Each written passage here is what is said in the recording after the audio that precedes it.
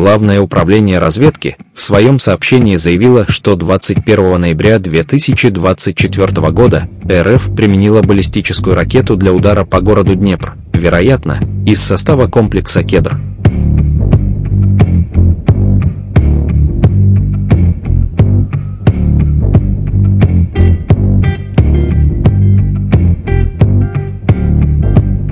Время полета из Астраханской области до цели составило 15 минут.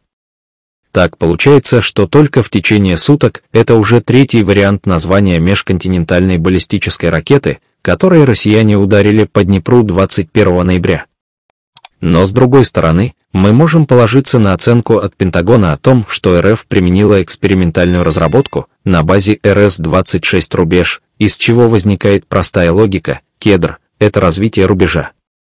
По данным ГУР, на ракете было установлено 6 боевых частей, при этом каждая из них оснащена еще 6 субоеприпасами. Скорость ракеты на конечном участке траектории составила более 11 махов. В начале 2021 года российские пропагандисты уже писали о том, что российский ВПК начал проектирование стратегического комплекса нового поколения, собственно, и получившего обозначение «Кедр». При этом период начала опытно-конструкторских работ указывался на 2023-2024 годы.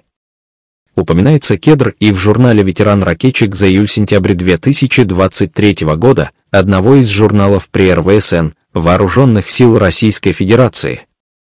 В одной из публикаций упомянутого номера этого журнала также упоминался факт работ по комплексу «Кедр». В статье сообщалось, что этот комплекс создается на замену МБР «Ярс» и будет ракетой нового поколения.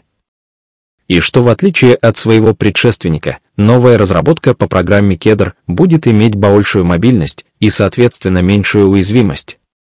До 21 ноября 2024 года уже дважды проводились испытательные пуски «Кедра» на полигоне Капустин-Яр, Астраханская область.